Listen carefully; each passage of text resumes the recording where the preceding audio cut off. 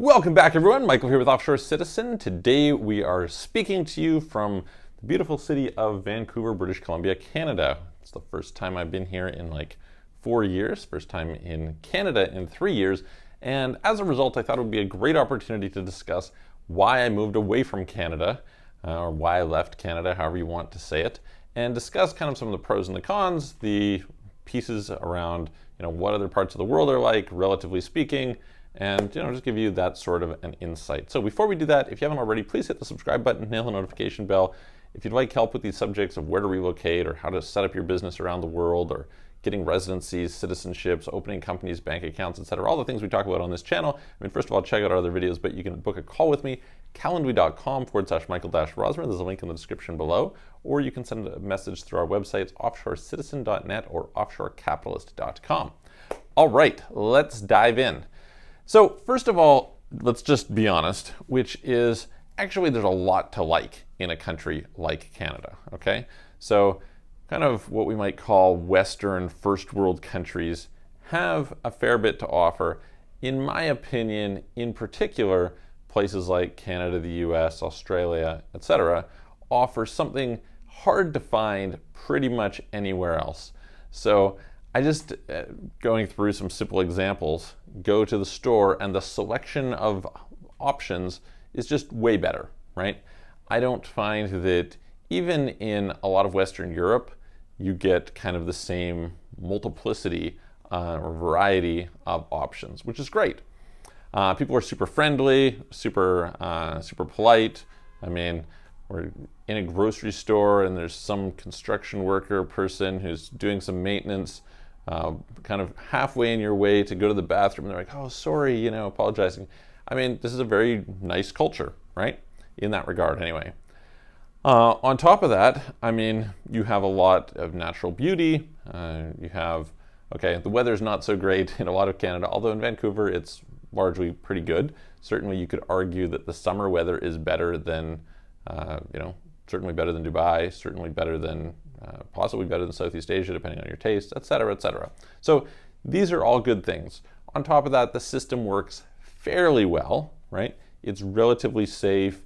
Healthcare, okay, you have long waiting lists for a lot of different types of treatments, but when you really need it, you can typically get in. It's mostly public, so you can get it for relatively affordable or no cost. So that's great. Et cetera, right? Like there's a bunch of things to appreciate. In general, the quality of life is quite high in these countries. And in terms of, say, your job opportunities, career prospects, etc., are pretty good. On the flip side, are there some downsides? Well, apparently, if otherwise people wouldn't leave, right? So let's talk about in my particular situation. So when I left Canada originally, I actually didn't leave. I was traveling at first, although I had lived previously a few winters in Costa Rica. I had lived in the US for a year at a time, and then a couple little periods on and off. So I had those experiences prior to leaving and going to Europe. I had traveled to Europe, I'd traveled to Asia, etc. before then, but I ended up going to Europe first to explore, and in part because of the business opportunities and prospects, okay? So if you just look at some comparative analysis, and of course, you can do this remotely, so it doesn't necessarily require that you move, but at the time I had a web design person working for me. I don't remember what I was paying them, a few $1,000s a month, right? And you could go and you could get a web design person for, less than $1,000 a month in some of these other countries, okay? You could, I had somebody who was, say, cleaning my house, a maid, etc., was costing, I don't know, maybe like $18, $19 an hour or something like that. It's much cheaper in some of these other countries. So there's definitely a price differential in services, okay? In addition to that, cost of living generally is quite a bit lower. I was looking at apartments here, just walking by, and about a 300 square meter apartment in downtown Vancouver was $6.8 million US. So pretty expensive, right? To give you some idea, for those who aren't familiar, that's around 3,000 square feet.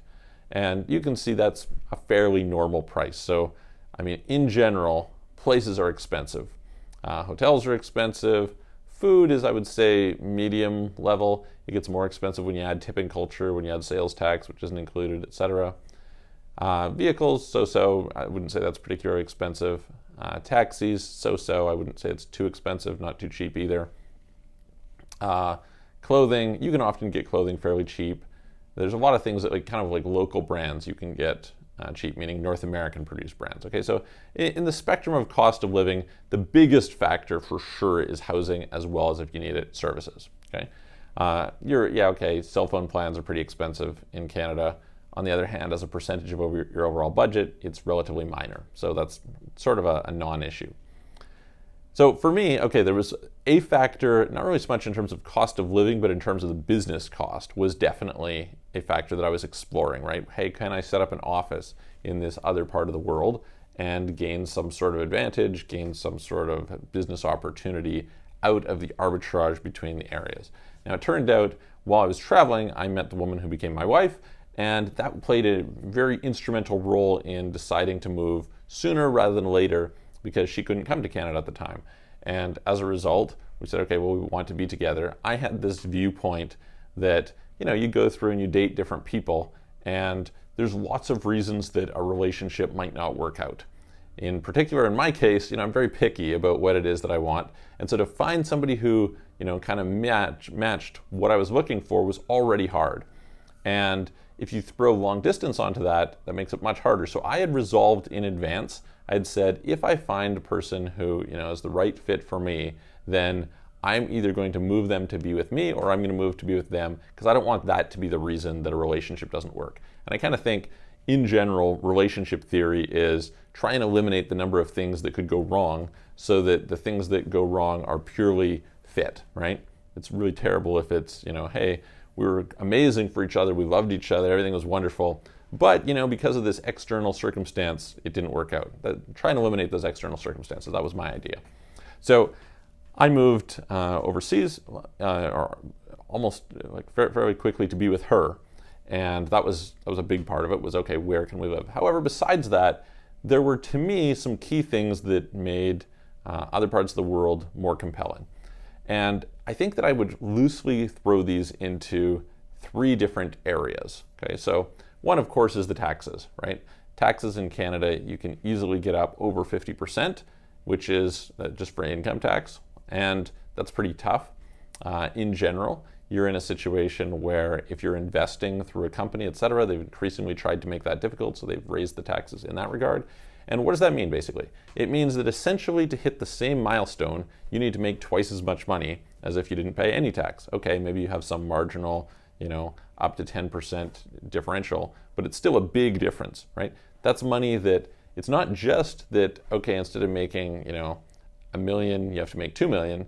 It's that you have to go, and the compounding effect of that money also plays into it. So your ability to grow your wealth and to advance in life is substantially better, just from a pure numbers standpoint, if you can reduce or eliminate the tax consequences. And Canada is a place where it's not that easy to reduce in a meaningful way, at least certainly over the long term in terms of compounding. And on top of that, definitely not down to even close to zero. So that's an advantage of being away. The second thing that I thought played into it quite a bit was culture. So I mentioned, hey, there's a friendly culture. There's like a polite, kind culture in Canada. I like that, you go to the grocery store. I was just out and, we're at it wasn't a grocery store, but some store, and the cashier, my wife asked, how are you? He's like, magnificent. You don't get that in Eastern Europe. In Eastern Europe, this is not the culture that you get at all. And it's nice. It's nice to have people be that way. On the flip side, what I was starting to notice, and I think has only increased since then, this is a number of years ago, is that entrepreneurs and people building wealth and making money are increasingly viewed as the enemy. And I didn't like the feeling of being an enemy in my own country, right? That didn't sit very well with me. Now, of course, that's partially, you might say, due to social circles, right? If you're in a social circle that you're surrounded by people like you and not people unlike you, then you may feel that less. But I don't think it's really healthy to kind of socially isolate yourself within a particular group of people. I'm a diverse person. I like to know people from all different areas. And I see just generally the cultural push from Justin Trudeau, the Prime Minister, on down, is this idea, right, of, hey, and it's really fixated on, instead of growing the size of the pie, it's about trying to claim more of the pie. And I think that's generally the wrong attitude, although there is something to be said for how distribution of the pie works.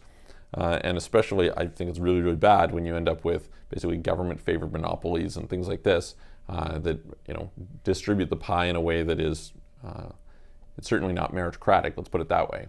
As much as that's the case, there is a lot of pressure on just a complete absence of focus on building productivity, increasing effectiveness, etc., and instead focusing on, oh, these guys are bad. It's almost like it's immoral to be wealthy, and it kind of comes with all this nonsense that there's kind of like a young resurgence of kind of socialist-like ideologies, which is ironic because there's also an Instagram culture of yachts and Louis Vuitton bags and all this kind of stuff. So it's kind of a weird dichotomy. But anyway, there's that.